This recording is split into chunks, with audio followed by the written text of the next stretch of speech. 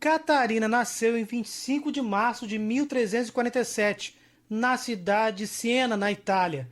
Filha de uma família muito pobre, ela foi uma entre os 25 filhos que seus pais tiveram. Por causa de toda essa situação, Catarina teve uma infância conturbada. Não teve condições de estudar e, além disso, cresceu fraca e franzina. Vivia sempre doente. Com apenas 7 anos, a pequena Catarina quis consagrar a Deus sua virgindade. Já nessa idade, relatava visões em seus momentos de oração. Com 15 anos, Catarina ingressou na Ordem Terceira de São Domingos. Como religiosa, em seus momentos de oração contemplativa, entrava em êxtases. A simples observação desses fatos levou à conversão centenas de pessoas durante a juventude da santa. Depois de adulta, Catarina continuou sua vida de oração e atuação na sociedade.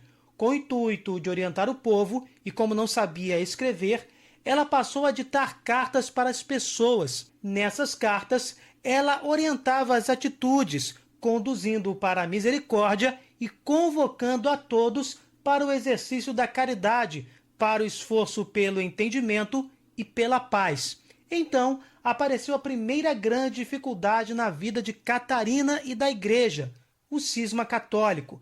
Fazia já 70 anos que a sede da Igreja estava em Avignon, na França, e não em Roma. Com isso, a autoridade da Igreja sofria influência da política francesa.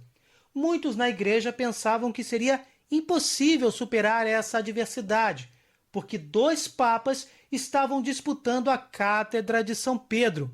Com isso, o povo católico em todo o mundo sofria. Santa Catarina, porém, inspirada por Deus, começou a agir. Viajou pela Itália inteira e também por outros países, falando, pregando, ditando cartas aos reis, aos príncipes e aos governantes católicos. Também ditou cartas aos cardeais e aos bispos. Por fim, ela conseguiu que Urbano VI, o verdadeiro Papa, voltasse para Roma e assumisse o legítimo governo da Igreja. Outra grande dificuldade enfrentada por Santa Catarina foi a peste negra. Para muitos, essa barreira seria intransponível. Santa Catarina, porém, enfrentou com serenidade e firmeza. A peste, com efeito, dizimou quase 1/3 de toda a população europeia. Santa Catarina colocou-se ao lado dos doentes, lutando por eles e curando a muitos através de ações diretas e de suas orações.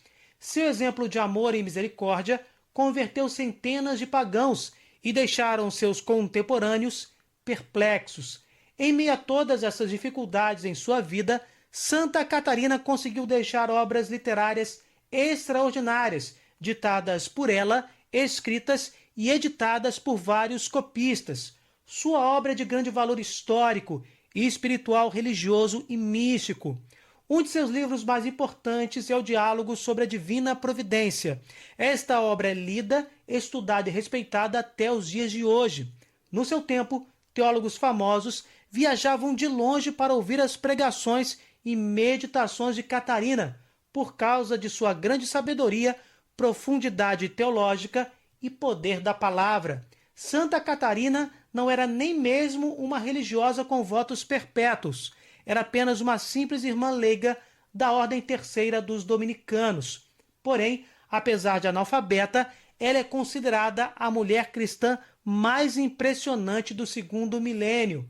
Frágil, simples, além de toda a sabedoria de Deus, ela portava em seu corpo franzino os estigmas, ou seja, as chagas da paixão de nosso Senhor Jesus Cristo. Catarina faleceu no dia 29 de abril de 1380. Foi vítima de um derrame quando tinha apenas 33 anos de idade. Em tão pouco tempo de vida, esta mulher admirável realizou muito pela Igreja e pela humanidade. O Papa Paulo VI declarou-a doutora da Igreja em 1970, por causa da grandeza teológica e mística de sua obra. No vídeo de hoje, vamos refletir sobre uma de suas meditações místicas, oriundas de revelações particulares, com um verdadeiro e autêntico diálogo com o Senhor da vida. Neste vídeo, vamos contemplar um trecho do diálogo desta revelação particular entre Deus e Catarina de Sena, quando o Altíssimo adverte que o diabo pode se disfarçar em espírito de luz, como inclusive está advertido nas Sagradas Escrituras. Pode acontecer ainda que alguém caia num quarto engano, quando o demônio se apresenta em forma de luz. Costuma ele tentar os homens de acordo com as disposições espirituais que neles encontra. Por tal motivo, ninguém deve desejar satisfações e visões espirituais.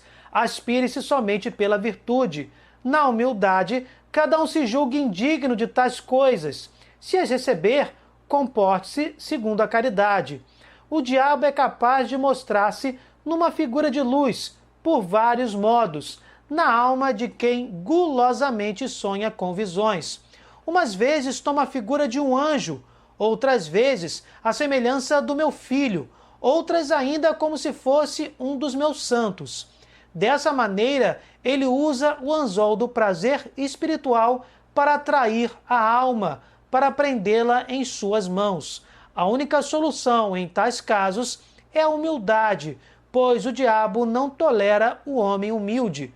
Somente a humilde renúncia a qualquer satisfação pessoal evitará que o diabo retenha a alma. Assim mesmo, tal renúncia deve estar acompanhada do amor, não do amor pelo dom, mas pelo doador, que sou eu. Como já vimos em vários de nossos vídeos, o Espiritismo é uma abominação aos olhos do Senhor.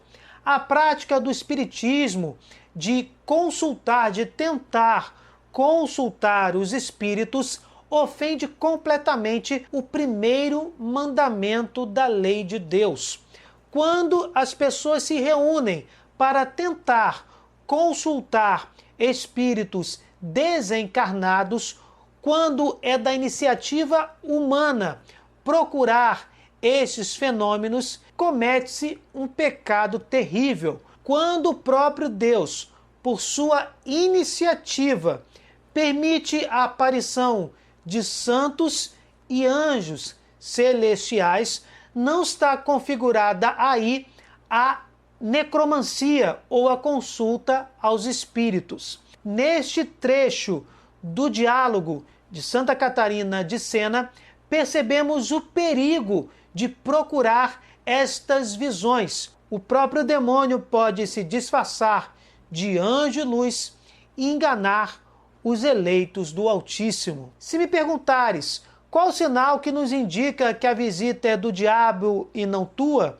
respondo: se for o demônio em forma de luz, sua presença inicialmente produzirá alegria, mas pouco a pouco ela irá desaparecendo até transformar-se em tédio, trevas e remorso de consciência.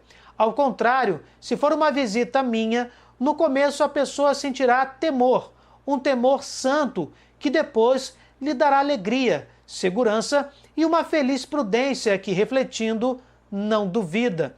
Dir-se-á: não sou digno de receber tua visita, como pode ela acontecer?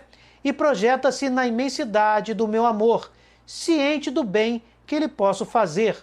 Não tome em consideração a indignidade humana, mas minha bondade. É esta que, pela graça e demais favores, torna o homem apto a receber-me.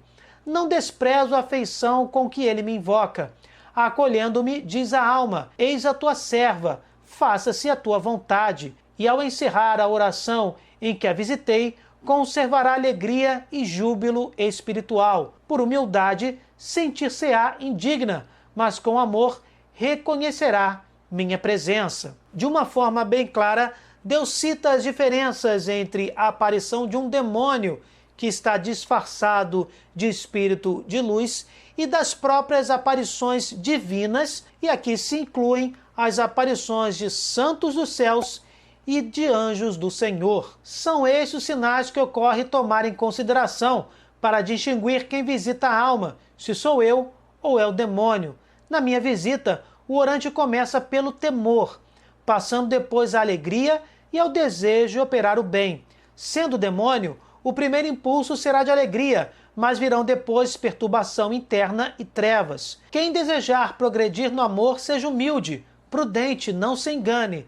Perde a rota quem prefere navegar seguindo o amor imperfeito das consolações, e não a minha caridade. Em poucas palavras, pelos frutos podemos conhecer se a aparição é demoníaca ou é oriunda do próprio Deus. Julguei oportuno tratar de tais enganos, nos quais costumam cair os cristãos da caridade comum, que vivem com pouco esforço em tempo de consolações, e falar do egoísmo espiritual dos meus servidores diante do prazer espiritual.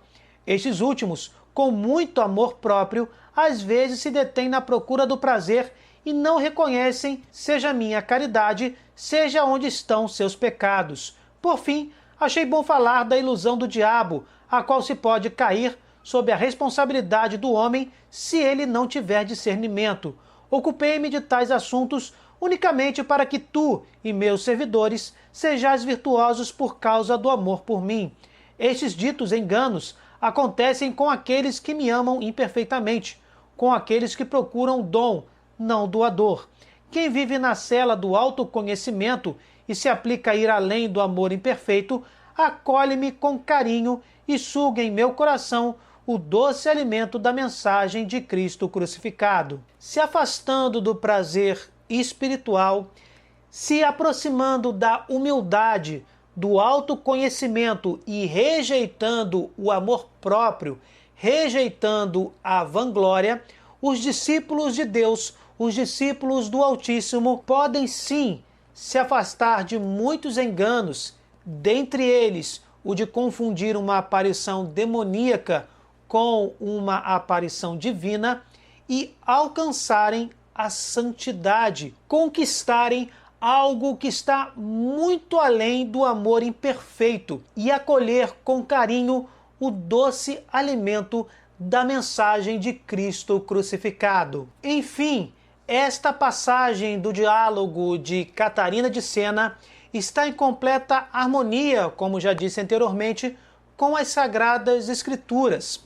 Aliás, este belíssimo texto da espiritualidade cristã está completamente de acordo com as três fontes da fé, com o magistério da Igreja, com as próprias Sagradas Escrituras e com a tradição apostólica.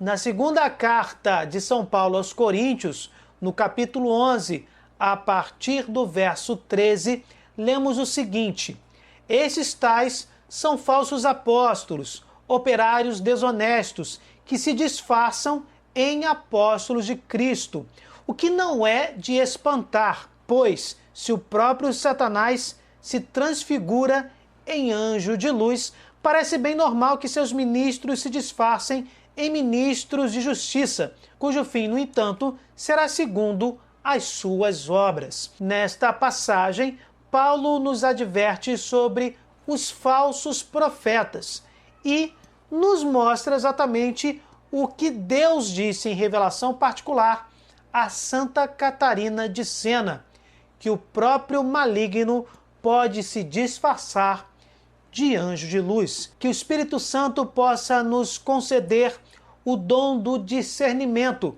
para que possamos continuar a nossa caminhada rumo à verdadeira santidade e não a acomodações que nos afastem do caminho da perfeição.